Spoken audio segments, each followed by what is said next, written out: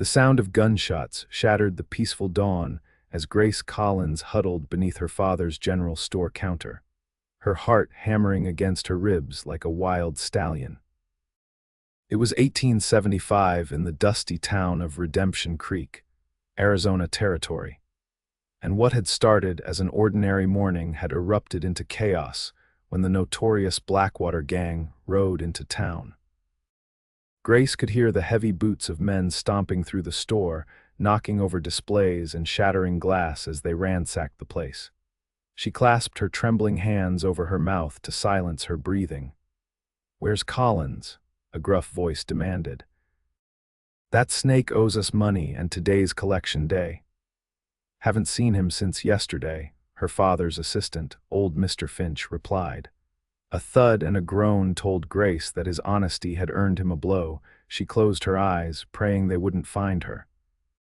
Her father, Harold Collins, had left 2 days ago for Tucson to secure new merchandise. What did these outlaws want with him? The store was struggling, but they'd always paid their debts. "Search the place," the same voice commanded. Collins wouldn't leave his pretty daughter alone for long. Grace's blood ran cold. The floorboards creaked as someone approached her hiding spot. A moment later, rough hands grabbed her arms and dragged her out from beneath the counter. Well, what do we have here?" A man with a pockmarked face and yellowed teeth leered at her, his grip painfully tight on her wrists. "Looks like we found something valuable after all, boys." "Let me go," Grace struggled, her long auburn hair coming loose from its pins. "We don't have any money here. My father's away on business." The leader of the group stepped forward, a tall man with a scar running from his eye to his chin. "That's a shame, Miss Collins. Your pa's debt just came due, but I reckon he'll pay up quick enough when he learns we've got his daughter. You can't do this." Grace protested, but her words fell on deaf ears as they bound her wrists with rope. "Wrap her up, boys. She's coming with us," the scarred man ordered. "Tell anyone who asks that Harold Collins has till sundown 3 days from now to bring $500 to Rattlesnake Canyon, or his little girl becomes property of the Blackwater Gang." 30 miles away, Preston Xanders guided his horse along a narrow mountain trail, his keen eyes scanning the rugged terrain.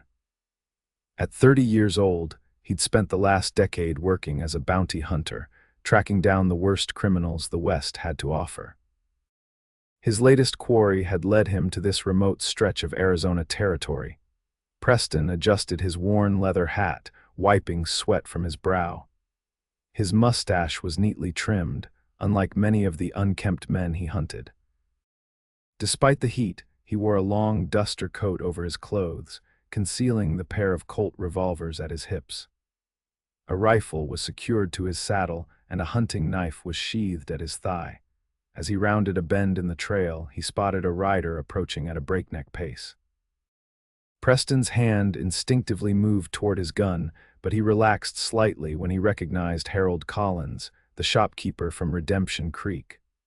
"Whoa there, Collins," Preston called out as the man nearly rode past him. "Where's the fire?" Harold reined in his horse, the animal snorting and pawing at the ground nervously. The shopkeeper's face was pale, his eyes wild with panic. "Xanders, thank God," Harold gasped, trying to catch his breath. "It's Grace, my daughter. The Blackwater Gang took her. Said I owed them money, but it's a lie. They've given me 3 days to bring $500 to Rattlesnake Canyon." Preston frowned.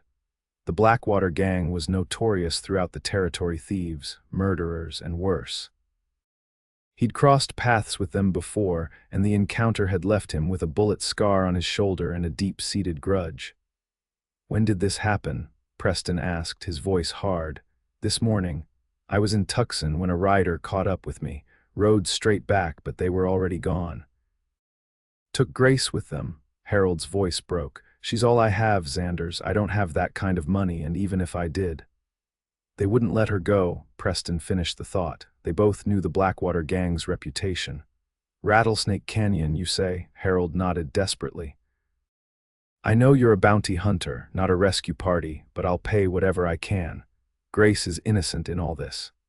Preston had met Grace Collins several times during his visits to Redemption Creek. She was a kind young woman, always with a genuine smile and a thoughtful word.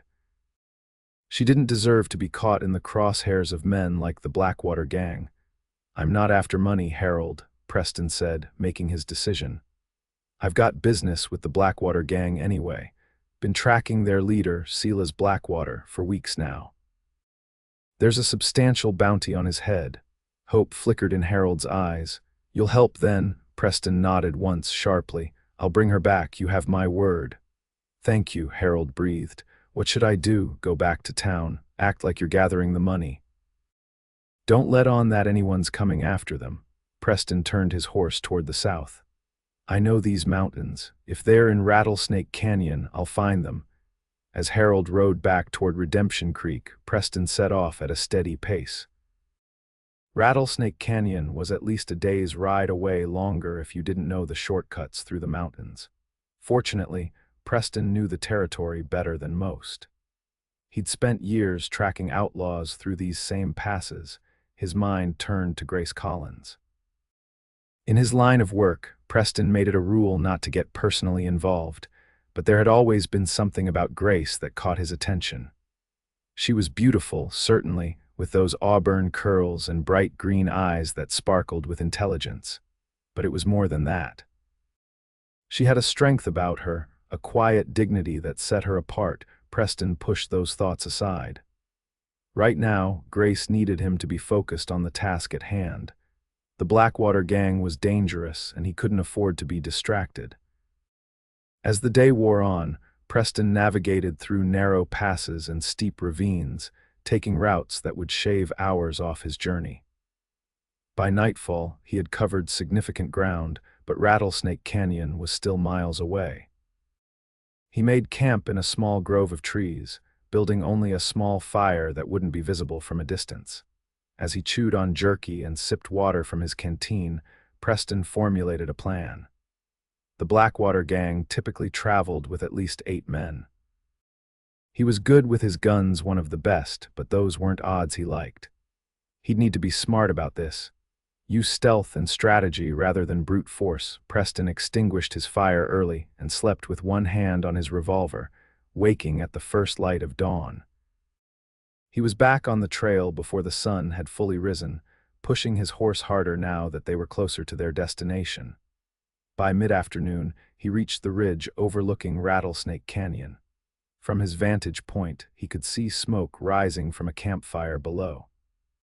Preston dismounted, tethering his horse to a tree before continuing on foot.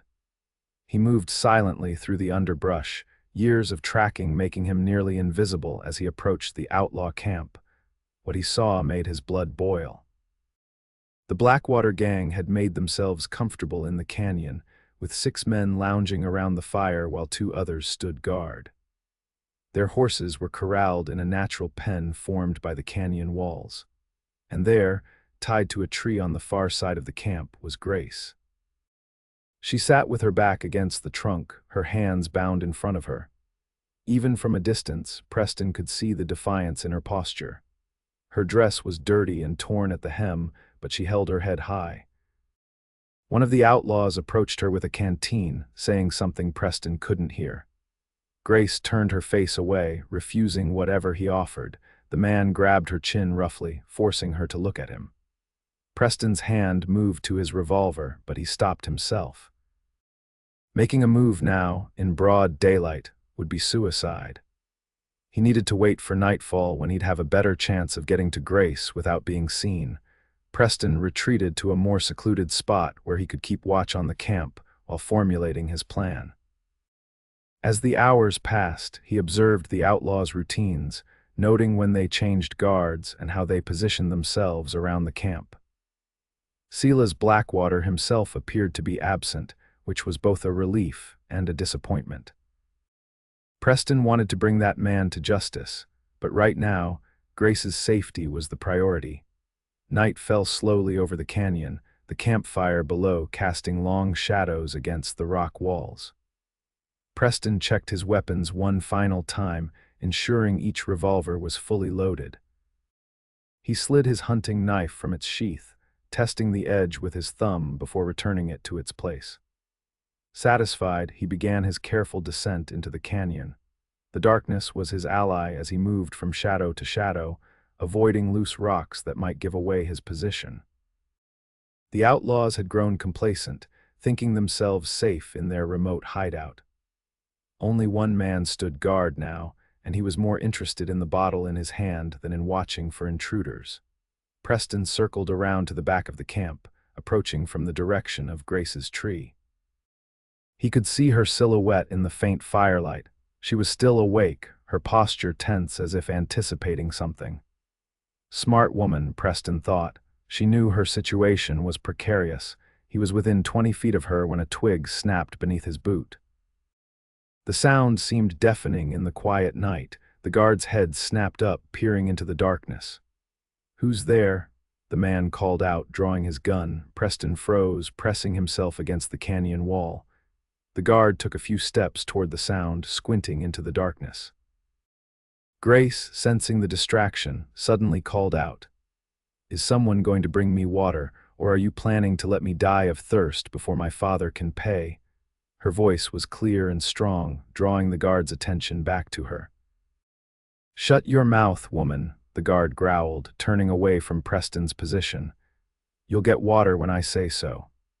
Taking advantage of the distraction, Preston closed the distance to Grace's tree, keeping low and moving silently. When he reached the shadows behind her, he whispered, "Grace, it's Preston Xanders. Don't react." To her credit, Grace gave no outward sign that she'd heard him, though her shoulders tensed slightly. Preston slipped his knife from its sheath and carefully reached around the tree to cut her bindings. "When I give the word," he murmured, "move into the trees behind you. Stay low and quiet." "There are 8 of them," she whispered back, so softly he barely caught the words. "I know. Trust me." As the rope fell away from her wrists, Preston gave her shoulder a gentle squeeze. "Now," he breathed. Grace slid sideways, disappearing into the darkness behind the tree with remarkable stealth. Preston followed, placing himself between her and the camp. They had retreated only a few yards when a shout went up. "The girl's gone." Chaos erupted in the camp as men scrambled to their feet, grabbing guns and lighting lanterns. Preston took Grace's hand, leading her deeper into the brush that lined the canyon wall. "My horse is up on the ridge," he told her. "If we can reach it," a shot rang out, the bullet splintering bark from a tree inches from Preston's head. He pushed Grace behind him, drawing both revolvers in one fluid motion. "Keep moving," he ordered. "I'll hold them off." Grace hesitated. "I won't leave you. I'll be right behind you. Go." Preston turned back toward the approaching outlaws, firing 2 shots that sent them diving for cover. Grace disappeared into the darkness as Preston continued firing, forcing the outlaws to stay back. He was outnumbered, but he had position and darkness on his side. Moving backward, he kept pace with Grace, while maintaining enough covering fire to prevent the outlaws from advancing. They had almost reached the narrow path leading up to the ridge when 3 riders appeared ahead of them, cutting off their escape route. Preston cursed under his breath, grabbing Grace and pulling her behind a large boulder. "We're surrounded," she said, her voice remarkably steady despite the danger. "Not for long." Preston reloaded his revolvers with practiced efficiency. "When I move, stay close to me. Don't stop for anything." Grace nodded, her eyes reflecting determination in the moonlight. Preston was struck by her courage. Most women would be hysterical in such a situation, but Grace Collins was made of sterner stuff. Preston peered around the boulder, assessing their options. The 3 riders had dismounted and were approaching cautiously, while the men from the camp were closing in from the other direction. He needed to create a diversion. Reaching into his coat, Preston withdrew a small bundle wrapped in cloth. He struck a match, lighting the fuse on what appeared to be a small stick of dynamite. "Cover your ears," he warned Grace before hurling the bundle toward the camp. The explosion wasn't large, but in the confined space of the canyon, it created a tremendous noise and a blinding flash of light. The horses of the 3 outlaws reared in panic, throwing 2 of their riders to the ground. Now, Preston grabbed Grace's hand and dashed toward the remaining horses. He fired at the third rider, catching the man in the shoulder and knocking him from his saddle. In one smooth motion, Preston swung himself onto the abandoned horse, reaching down to pull Grace up behind him. "Hold on tight," he shouted as he spurred the horse forward, charging up the narrow path toward the ridge. Gunfire erupted behind them, bullets whizzing past their heads as the outlaws recovered from the confusion. Grace's arms wrapped tightly around Preston's waist as they raced up the treacherous path, the horses' hooves sending gravel skittering down into the canyon below. Behind them, the outlaws were mounting up, preparing to give chase. When they reached the ridge, Preston headed straight for where he had left his own horse. The animal was still there, nervously pawing the ground at the sound of gunfire. "Take my horse," Preston said, helping Grace dismount. "He's faster and knows the trails." "What about you?" Grace asked, already moving toward the other horse. "I'll be right behind you. Head north until you reach Split Rock Creek, then follow it east. There's a ranger station about 5 miles along." Grace grabbed his arm before he could turn away. "Be careful, Preston." Something in her voice made him pause, their eyes meeting in the darkness. For a moment, the danger around them seemed to fade away. Then the sound of approaching riders broke the spell. "Go," Preston said, giving her a gentle push toward his horse. Grace swung herself into the saddle with surprising agility, gathering the reins. "I'll see you at Split Rock Creek," she said firmly, as if daring him to prove her wrong. Then she was gone, the horses' hooves thundering away into the night. Preston mounted the outlaw's horse and headed in the opposite direction, firing his revolver to draw attention away from Grace's escape route. As he'd hoped, the pursuers split up, with most following him rather than the woman. He led them on a wild chase through the foothills, using his knowledge of the terrain to stay just ahead of their bullets. When he was certain Grace had gained enough of a lead, Preston veered sharply into a narrow ravine, a shortcut that would eventually bring him back toward Split Rock Creek. The outlaws, unfamiliar with the territory, would either lose his trail or waste valuable time trying to track him through the difficult terrain.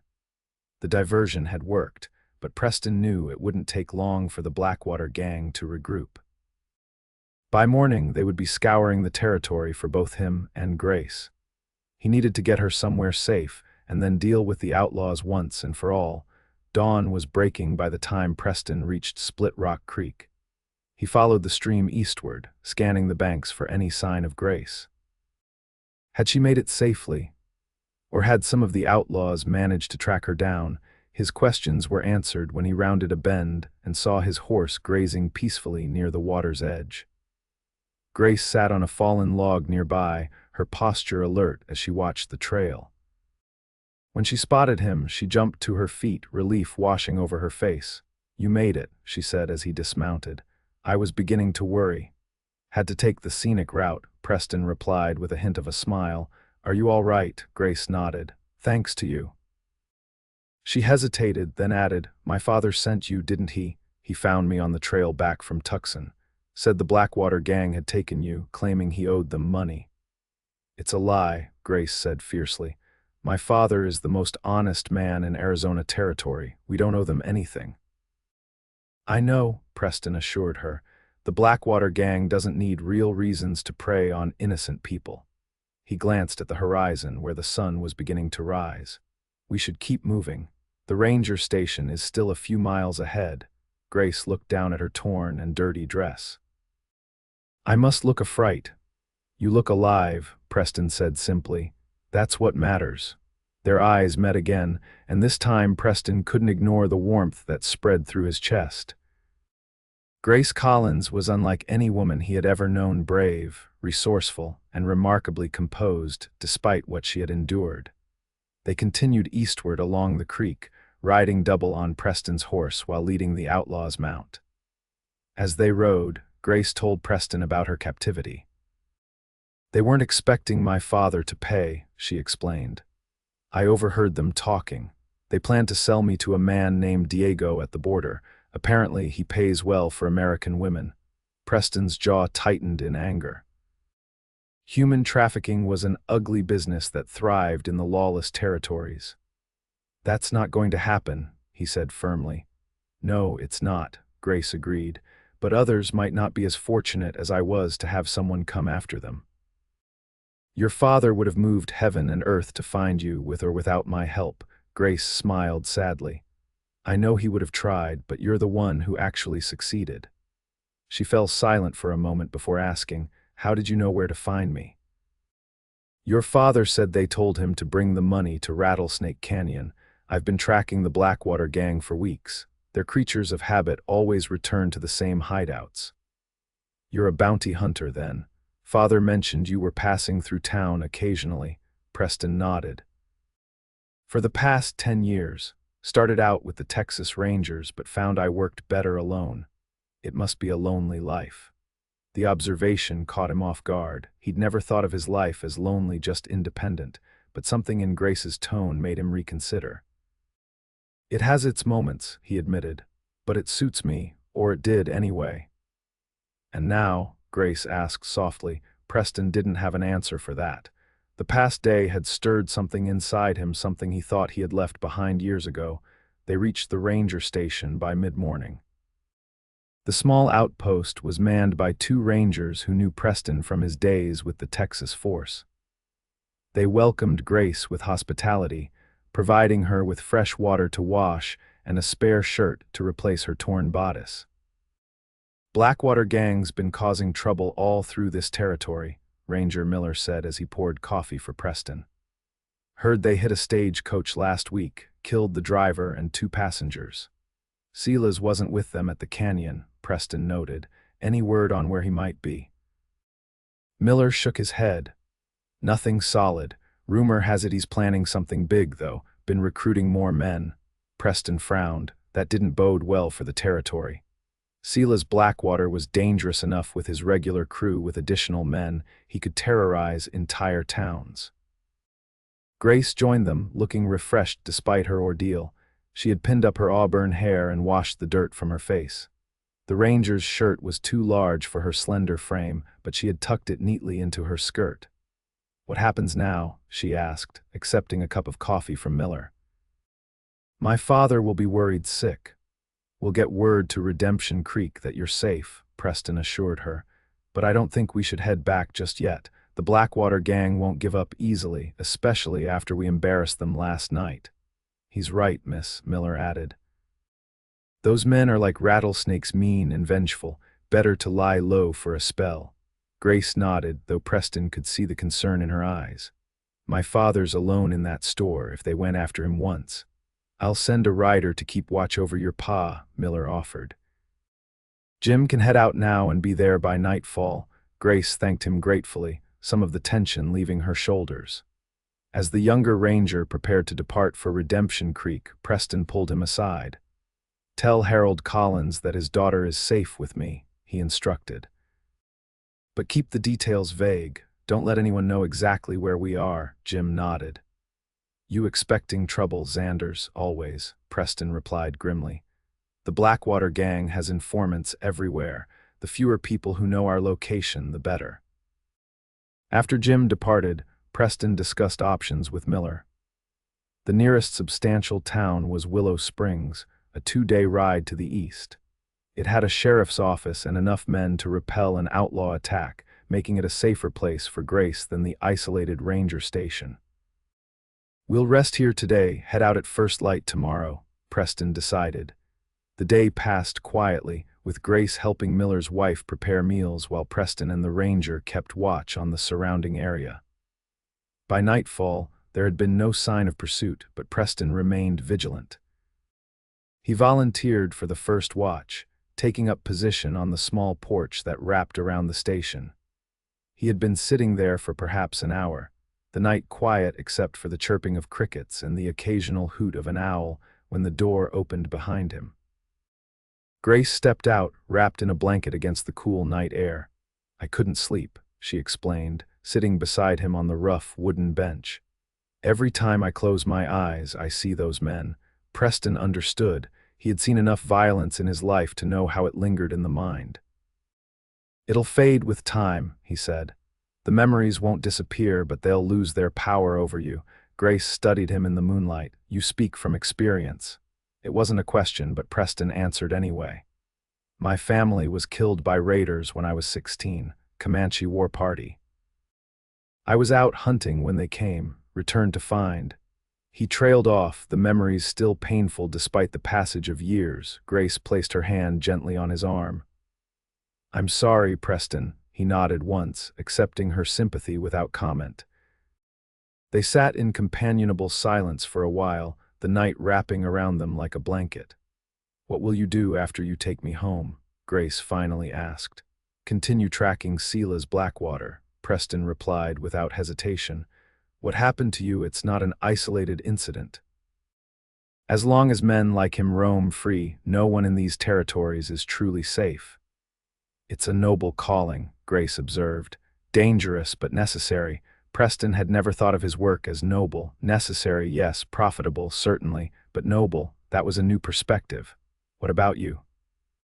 He asked, turning the conversation away from himself. What does Grace Collins do when she's not being kidnapped by outlaws? The question drew a small laugh from her. Nothing nearly as exciting as your life. I help my father with the store, read whatever books I can get my hands on. Dream of seeing more of the world than Redemption Creek. No suitors lining up at your door, hard to believe. Grace smiled, though there was a hint of sadness in it.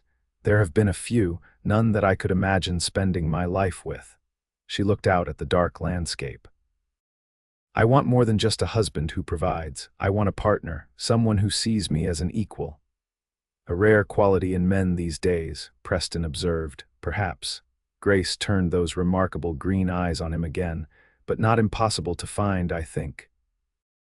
There was something in her gaze that made Preston's heart beat faster. He had encountered countless women in his travels, but none had affected him the way Grace Collins did. It wasn't just her beauty, though she was undeniably beautiful. It was her spirit, her courage, her intelligence, her quiet strength. The moment was broken by a sound in the distance, the faint rhythm of approaching horses. Preston was on his feet instantly, hand on his revolver. Get inside, he told Grace. Wake Miller. Grace didn't argue, hurrying inside as Preston moved to the edge of the porch, straining his eyes to see through the darkness. The sound grew louder, at least half a dozen horses, maybe more, approaching from the west. Miller appeared beside him, rifle in hand. Riders coming. Preston nodded grimly. Too many to be friendly at this hour. There's a cellar beneath the kitchen, Miller said. My wife's already taking Miss Collins down there. They moved quickly to defensive positions, extinguishing lamps and closing shutters to make the station appear abandoned. Preston took position at a window facing the approaching riders, while Miller covered the rear in case they attempted to surround the building.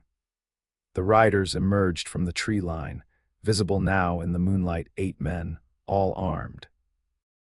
Preston recognized the pockmarked face of the man who had been guarding Grace in the canyon. This was no random patrol, they had tracked them to the ranger station. 8 against 2, Miller muttered from his position. Not great odds. Been worse, Preston replied, checking his revolvers one last time. The riders stopped at a distance from the station, clearly suspicious of the darkened building.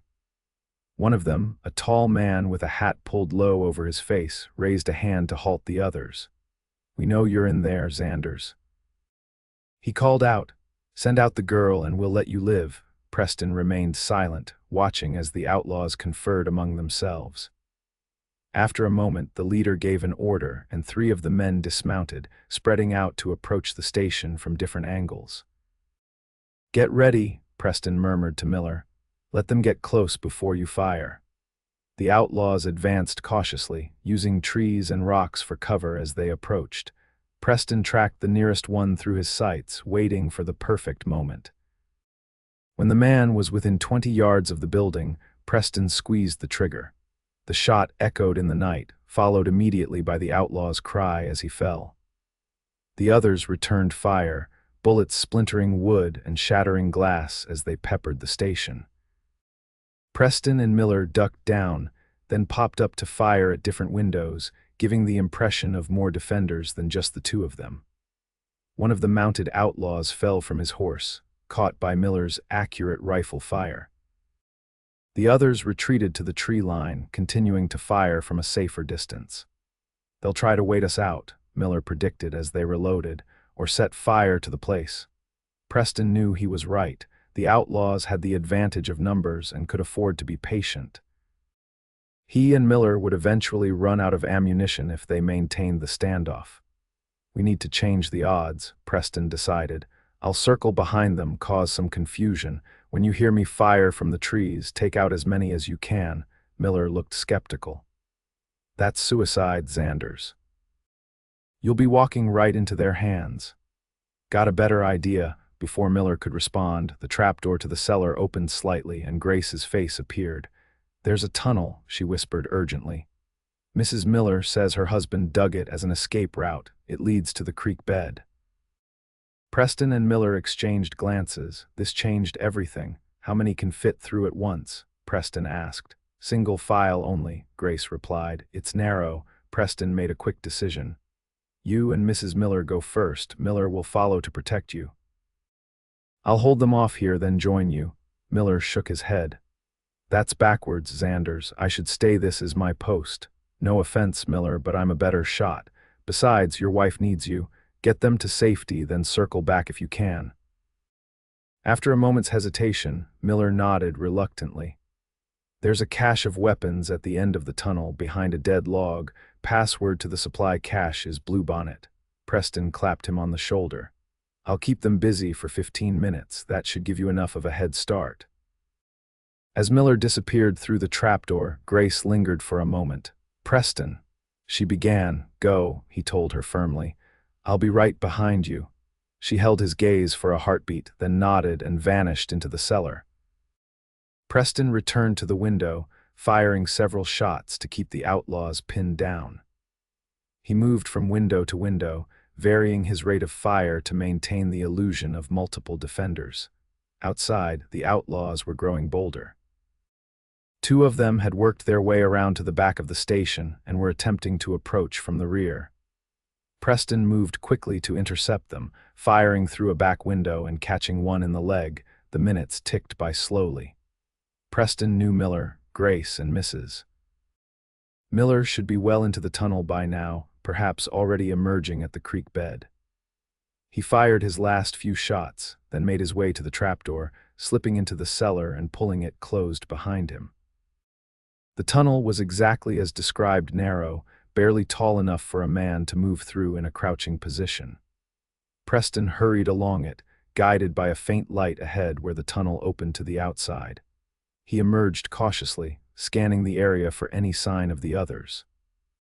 There was no one in sight, but fresh footprints in the soft mud of the creek bed indicated which direction they had gone. Preston followed, moving quietly and keeping to the shadows.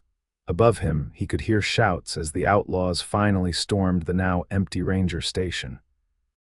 He caught up to the others half a mile downstream, where they had taken cover in a dense thicket of brush. Miller had located the weapons cache and was distributing extra ammunition. "They'll figure out we used the tunnel soon enough," the ranger said grimly. "We need to keep moving." "Where's the nearest settlement?" Preston asked. "Fletcher's Crossing is about 10 miles east," Miller replied. "Small place, but they've got a telegram office. Could send for reinforcements." Preston nodded. "That's our best option." He turned to Grace and Mrs. Miller. "Can you ladies manage the walk?" Mrs. Miller, a sturdy woman in her 40s, snorted. "Been walking these hills since before you were born, young man. It's not me you need to worry about." Grace smiled at the woman's spirit. "I'll be fine," she assured Preston. Better than waiting to be recaptured. They set out eastward, keeping to the creek for a while before veering onto a game trail that Miller knew would lead them toward Fletcher's Crossing. The night was clear, the moon providing enough light to navigate by without risking a lantern that might give away their position. Preston took the lead, with Grace behind him, followed by Mrs. Miller and the ranger bringing up the rear.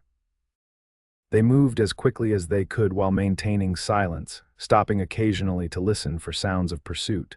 During one such pause, Grace moved up beside Preston. You came back for me, she said softly. Just like you promised. Preston glanced at her. In the moonlight, with her hair falling loose around her shoulders and her eyes bright with determination, she was the most beautiful thing he had ever seen. I always keep my promises, he replied simply. Is that all it was, a promise to my father? The question hung in the air between them, loaded with meaning that Preston wasn't sure he was ready to confront.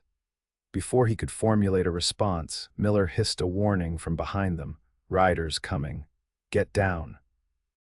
They ducked into the underbrush as a group of horsemen passed on a parallel trail, close enough that Preston could hear snippets of their conversation.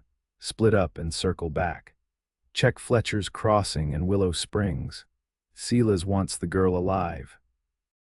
When the riders had passed, the group continued with even greater caution. The mention of Silas Blackwater confirmed Preston's suspicions this was personal now. The outlaw leader had joined the hunt himself. They reached Fletcher's Crossing just as dawn was breaking. The small settlement consisted of little more than a general store, a saloon, and a handful of cabins clustered around a dusty crossroads. The telegram office was located in the back of the general store, which wouldn't open for hours. We need somewhere to rest, Mrs. Miller said, noting Grace's exhaustion despite the young woman's attempts to hide it. Miller led them to a small cabin at the edge of town. Belongs to my cousin, he explained. He's a trapper, gone most of the year, won't mind us using it. The cabin was simple but clean, with a stone fireplace and 2 narrow beds. Mrs. Miller immediately took charge, starting a small fire and setting water to boil for coffee. Grace sank gratefully onto one of the beds, her strength finally giving out after the long night's journey. Preston and Miller checked the perimeter of the cabin, setting up a watch rotation. The outlaws would almost certainly check Fletcher's Crossing, but with luck, they would have time to rest before moving on. I'll head to the telegram office as soon as it opens, Miller decided. Send for reinforcements from Fort Benton. It's only a day's ride from here. Preston nodded in agreement. I'll keep watch. You get some rest. As Miller settled in for a few hours of sleep, Preston took up position by the window, his revolver ready in his lap. From here, he could see the main road into town. Any approaching riders would be visible long before they reached the cabin. After ensuring Mrs. Miller was occupied in the small kitchen area, Grace came to join Preston by the window. She had splashed water on her face and tidied her hair, but weariness still showed in the shadows beneath her eyes. You should be resting, Preston told her. I will, she promised, but first you never answered my question. Preston sighed, knowing he couldn't avoid it any longer. No, he said finally, it wasn't just a promise to your father. Grace studied him, waiting for more. When he didn't elaborate, she reached out and placed her hand over his. I've known you for 3 years, Preston Xanders. Every few months, you'd come through Redemption Creek, stay a day or two, then disappear again. Each time, I hoped you'd stay longer. Preston looked down at their hands, then back up at her face. I noticed you from the first time I walked into your father's store, he admitted, but my life. It doesn't lend itself to attachments. It's dangerous, unpredictable. So is life, Grace countered. My mother died of fever when I was 12. There was nothing dangerous about running a general store in a small town, but it didn't protect her. She squeezed his hand. We never know how much time we have. Isn't it better to spend it with those who matter? Her words struck a chord in Preston's heart. For years, he had used the dangers of his profession as an excuse to keep people at arm's length. But watching Grace over the past 2 days, her courage, her resilience had made him question whether he had been protecting himself from the wrong kind of danger all along. Before he could respond, the sound of approaching horses drew his attention back to the window. 3 riders were entering the town from the West Outlaws by the look of them, though not ones Preston recognized from the previous night's encounter. Wake Miller, he told Grace urgently. We've got company. As Grace hurried to rouse the ranger, Preston watched the riders dismount in front of the saloon. They were clearly searching for something or someone as they scanned the buildings lining the main street. Miller joined him at the window. still buckling on his gun belt. Blackwater's men. Looks like it, 3 of them, possibly scouts for a larger group. The telegram office will be opening soon, Miller noted, if we can get a message out before they realize we're here. Preston nodded. I'll create a diversion. You get to the telegraph office and send for those reinforcements. And what about Grace and my wife? They stay here, keep out of sight. Preston checked his revolvers, ensuring they were fully loaded. If I don't come back, take them to Fort Benton yourselves. Miller clasped his arm. Good luck. Preston slipped out the back door of the cabin, circling through the scattered trees to approach the town from the opposite direction. His plan was simple: draw the outlaws' attention away from the telegraph office long enough for Miller to send the message. As he moved into position, Preston caught sight of a 4th rider entering the town from the east, a tall man on a black horse. Even at a distance, Preston recognized the distinctive hat and the way the man sat in the saddle. Silas Blackwater had arrived in Fletcher's Crossing. Preston adjusted his plan. Taking on all 4 outlaws directly would be suicide, but he could still create the diversion Miller needed. He made his way to the livery stable at the far end of the street, where several horses were corralled outside. With a sharp slap to the nearest animal's flank and a loud shout, Preston sent the horses stampeding down the main street. As the outlaws scattered to avoid the panicked animals, Preston fired 2 shots into the air, then ducked between buildings. The diversion worked better than he had hoped. In the confusion, Miller was able to reach the telegraph office unnoticed. Preston watched from his hiding place as the outlaws regrouped, with Silas Blackwater barking orders. Search every building, the outlaw leader commanded. They're here somewhere. Preston needed to lead them away from the cabin where Grace and Mrs. Miller were hiding. He fired another shot, this time aiming near the outlaws but deliberately missing. As they returned fire, he retreated down an alley, making enough noise to ensure they followed. The chase led out of town and into the surrounding hills. Preston stayed just ahead of his pursuers, leaving clear tracks for them to follow while gradually increasing the distance between them and Fletcher's Crossing. When he reached a rocky outcropping that provided good cover, he turned to make his stand. The outlaws approached cautiously, having lost sight of their quarry. Preston waited until they were in range, then opened fire. His first shot caught one of the men in the chest, sending him tumbling from his horse. The others scattered, taking cover behind rocks and trees. Xanders, Silas Blackwater's voice carried across the distance. I know it's you. Where's the girl? Preston didn't respond, conserving his ammunition as he tracked the outlaws' movements. They were attempting to flank him, working their way around both sides of his position. For several tense minutes, the standoff continued, with occasional exchanges of gunfire. Preston managed to wound another of the outlaws, but he was running low on bullets, and the remaining 2, including Silas himself, were too well concealed to present clear targets. Then, from the direction of Fletcher's Crossing, came the unmistakable sound of multiple riders approaching at a gallop. Preston risked a glance and saw Miller leading a group of armed townsmen toward the fight. The reinforcements tipped the balance. Caught between Preston's position and the approaching riders, Silas and his remaining man had no choice but to retreat. They fired a few parting shots, then mounted their horses and galloped away, disappearing into the hills to the north. Miller rode up to Preston's position as the townsmen pursued the fleeing outlaws. Telegraph went through, he reported. Fort Benton's sending a detachment. Should be here by nightfall. Good work, Preston said, holstering his empty revolvers. Silas got away, though. For now, Miller agreed, but with the army involved, his days of freedom are numbered. They returned to Fletcher's Crossing, where Grace and Mrs. Miller were waiting anxiously at the cabin. The relief in Grace's eyes when she saw Preston was unmistakable, and without hesitation, she crossed the room and embraced him. I heard the shooting, she said, her voice muffled against his shoulder. I thought. Preston's arms encircled her, holding her close. I'm all right, he assured her, and Silas is on the run. Miller cleared his throat. I'll, see about getting us some provisions. Army will want statements from all of us when they arrive.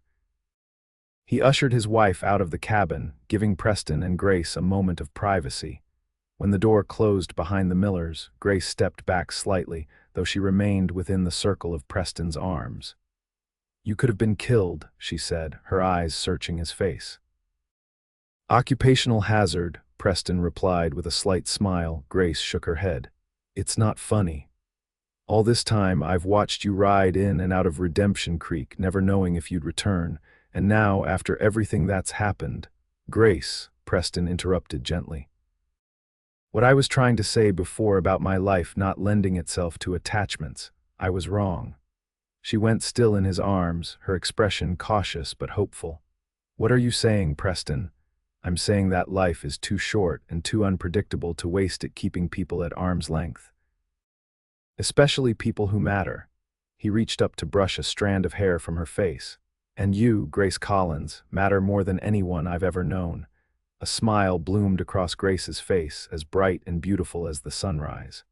"Are you planning to do something about that, Mr. Xanders?" In answer, Preston lowered his head and kissed her. It was a gentle kiss at first, tentative and questioning, but when Grace's arms tightened around his neck, it deepened into something more certain. In that moment, all the dangers and complications of their situation faded away, leaving only the two of them and the connection that had been building between them for years. When they finally broke apart, Grace rested her forehead against his chest, her breath coming in quick, soft gasps. "I was beginning to think you'd never do that," she murmured. Preston chuckled, the sound rumbling beneath her ear. "I'm stubborn, not blind." The sound of approaching riders interrupted the moment. Miller poked his head through the door. "Army's here," he announced. "Lieutenant wants to speak with you both." The next few hours were consumed with giving statements to the Army officers and helping them organize a search for Silas Blackwater and his remaining men. The lieutenant in charge, a competent young man named Davidson, listened carefully to their accounts of the kidnapping and subsequent events. "We'll find Blackwater," he promised. "His gang has terrorized this territory for too long. In the meantime, we'll escort you back to Redemption Creek tomorrow. You'll be safe with us." That evening, as they shared a meal in the town's small dining establishment, Preston found himself watching Grace across the table.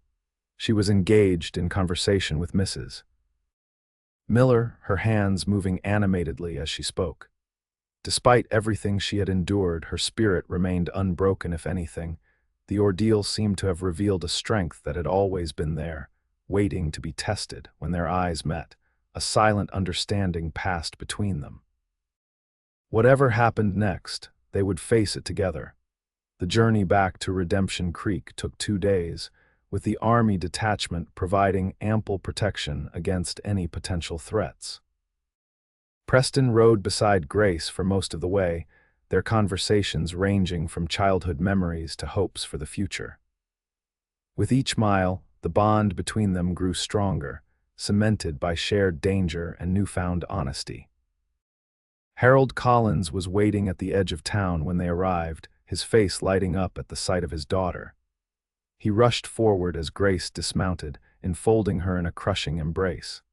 "Thank God you're safe," he repeated over and over, tears streaming unashamedly down his weathered face. When he finally released her, he turned to Preston. "I don't have words to thank you, Xanders. If there's ever anything I can do for you, anything at all." Preston dismounted, extending his hand to the older man. "Actually, there is something, Mr. Collins. I'd like your blessing to court your daughter properly."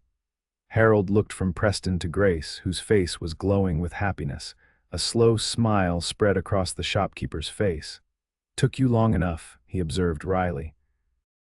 "I've been wondering when you'd stop drifting through town and notice what was right in front of you." Grace laughed, moving to stand beside Preston and slipping her hand into his. "We've both been a bit stubborn, Father." "Stubborn runs in the family, I'm afraid," Harold replied with a chuckle. "But to answer your question, Xanders, yes, you have my blessing, though I suspect my daughter would have her way regardless." You know me too well, Grace agreed, rising on tiptoes to press a kiss to her father's cheek. The news of Silas Blackwater's capture reached Redemption Creek 3 weeks later. The outlaw leader had been tracked to a hideout near the Mexican border and apprehended after a brief gunfight. He would stand trial in Tucson for multiple counts of murder, kidnapping, and robbery crimes that would almost certainly send him to the gallows. By then, Preston had settled into a room at Redemption Creek's small hotel, though he spent most of his days at the Collins General Store. The townsfolk had initially been surprised to see the notorious bounty hunter lingering in their midst, but as the weeks passed, they grew accustomed to his presence. Grace flourished under the new arrangement, her natural exuberance returning as the memories of her ordeal faded. She and Preston would often take evening walks along the creek that gave the town its name, discussing everything from books to politics to their hopes for the future. It was during one such walk, as the setting sun painted the sky in shades of gold and crimson, that Preston finally asked the question that had been on his mind since their return. "Grace," he began, taking both her hands in his as they stood beneath a cottonwood tree by the water's edge. "I've spent most of my life chasing outlaws across the territory, never staying in one place long enough to put down roots. But these past weeks with you have shown me what I've been missing." Grace's eyes shimmered in the fading light, her fingers tightening around his. "And what's that?" she asked softly. "A home," Preston replied simply. "Not a place but a person, someone to come back to, someone to build a life with." He took a deep breath. "I love you, Grace Collins. Will you marry me?" The smile that lit up her face was answer enough, but she spoke the words anyway. "Yes, Preston Xanders. Yes, I will marry you." As he pulled her into his arms, sealing their promise with a kiss, Preston reflected on the strange twist of fate that had brought them together. A kidnapping, a daring rescue, a desperate chase across the territory, not the conventional path to love, perhaps, but then again, nothing about their story had been conventional. The wedding took place in the spring, with wildflowers carpeting the hills around Redemption Creek. The entire town turned out to witness the union of their beloved shopkeeper's daughter to the bounty hunter who had captured not just outlaws, but the heart of the community as well. Miller and his wife traveled from their rebuilt ranger station to attend, bringing news that the Blackwater Gang had been completely disbanded, its members either dead, captured, or scattered to the winds. As Grace and Preston exchanged their vows beneath an arch of flowers in the town square, Harold Collins watched with a mixture of joy and wistfulness. When it came time to give his daughter away, he placed her hand in Preston's with a whispered admonition. "Treasure her as I have." "With my life," Preston promised. The celebration that followed lasted well into the night, with music and dancing and more food than the small town had seen in years. As darkness fell, lanterns were lit around the square, casting a warm glow over the festivities. Grace found Preston standing at the edge of the celebration, watching the townspeople with a contented expression. She slipped her arm through his, leaning against his shoulder. "What are you thinking about, husband?" The word was still new on her lips, carrying a thrill of happiness each time she spoke it. Preston smiled down at her. "About how different my life is from what I expected. A year ago, I was tracking outlaws in the Superstition Mountains, with nothing but my horse and my guns for company." "Do you miss it?" Grace asked, a hint of concern in her voice. Preston shook his head. "Not for a moment, though I'm not entirely sure what comes next. I'm not much of a shopkeeper." Grace laughed. "I think we'll figure it out together. Father mentioned that Sheriff Donovan is considering retirement next year. Redemption Creek might need a new lawman." "Is that so?" Preston raised an eyebrow. "And how would Mrs. Xanders feel about being married to the sheriff, Mrs.?" "Xanders would be quite proud," Grace replied, rising on tiptoes to kiss him. "As long as the sheriff remembers to come home every night." "That," Preston said, pulling her closer, "is a promise I'll have no trouble keeping." 2 years later, Preston Xanders stood on the porch of a modest but comfortable house on the outskirts of Redemption Creek, watching as the sun set behind the distant mountains. The badge of the town sheriff gleamed on his chest, a responsibility he had assumed with the same dedication he had once applied to bounty hunting. The sound of laughter drew his attention back to the house, where Grace was entertaining their guests, Harold Collins, the Millers, and several other friends from town.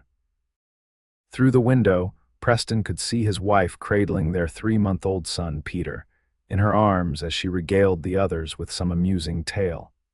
As if sensing his gaze, Grace looked up, her eyes meeting his across the distance. The smile she gave him was as bright and beautiful as it had been on the day they met, full of love and promise, and the shared understanding of two people who had found in each other exactly what they needed. Preston returned the smile, filled with gratitude for the twist of fate that had led him to Rattlesnake Canyon on that fateful day, and for the courage of the remarkable woman who had shown him the true meaning of home. In the gathering twilight, with his family and friends nearby, and the life he had never dared to dream of stretching before him, Preston Xanders knew with absolute certainty that he had found something far more valuable than any bounty he had ever collected, a love worth fighting for, worth coming home to, worth building a future around. And as he stepped back into the warmth and light of their home, closing the door against the coming night, he silently thanked whatever forces had conspired to bring them together: outlaws, destiny, or perhaps simply the resilience of two hearts determined to find their way to each other against all odds.